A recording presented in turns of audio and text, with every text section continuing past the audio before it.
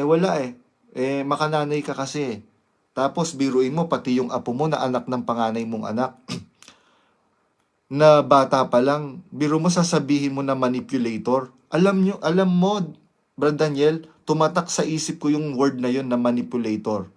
Sabi ko, bakit niya nasasabi to? Biro mo, sinesenyasan ka na ni Brad doon, sinesenyasan ka na ni Ate Lisel, sinesenyasan ka na ni Ate Arlene.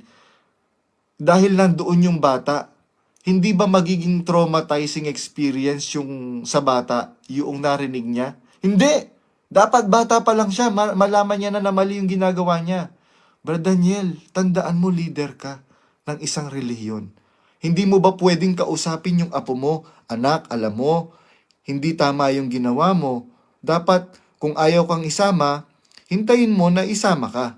Hindi po ba po pwedeng ganun ang approach nyo dapat dahil bata yun? Kasi ang sabi po ng Biblia sa Kawikaan 22:6, turuan mo ang bata sa daan na dapat niyang lakaran at pagka tumandaman siya, hindi niya ito ihiwalayan. Ano ang pagtuturong ginagawa nyo?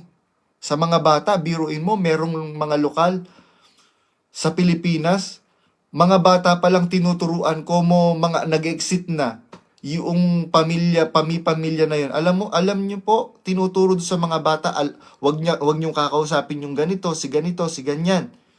Dahil, masasamang tao yun. Bakit po ganyan ang nangyayari ngayon sa MCGI?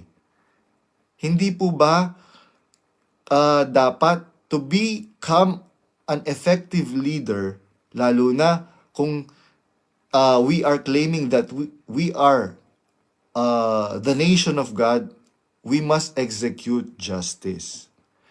Pero sadly, wala pong nangyayaring hustisya, kaya meron pong nag-message sa akin kanina lang, taga-Canada.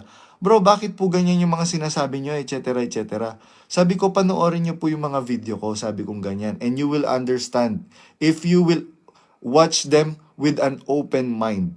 Unang-una, the reason why I am telling all of these things, kasi po, biruin mo, nananahimik ako dito, tapos ipapakalat mo na ibablock ako dahil nandadamay ako, kalagim-lagim yung sasapitin ko. Sino ang kalagim-lagim ngayon ang sasapitin sa ating dalawa?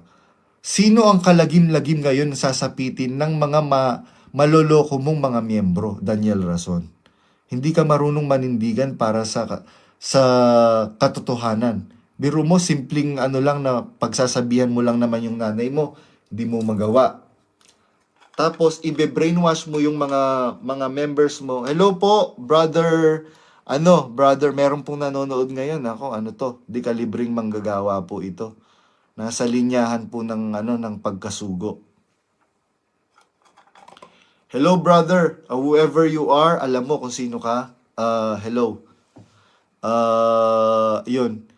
So ganun, nakakalungkot na na isipin ngayon, pamilya ang nag-aaway-away because of what you did, Daniel Razon. If you are a true man of God, at if you are a true servant of God, dapat po, sabi ng Biblia, mapalad ang mga mapagpayapa.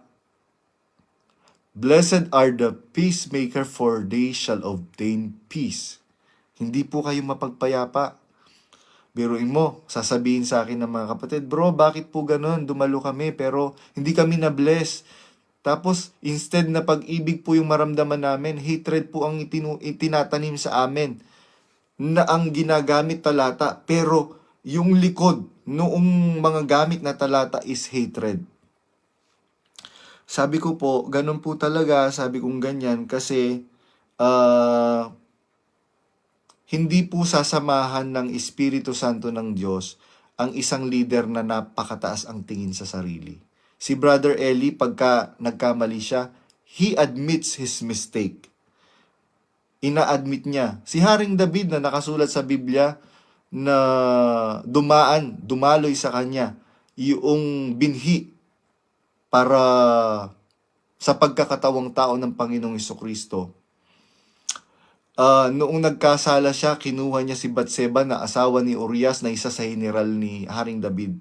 Nung ipakilala sa kanya ng propeta ng Diyos.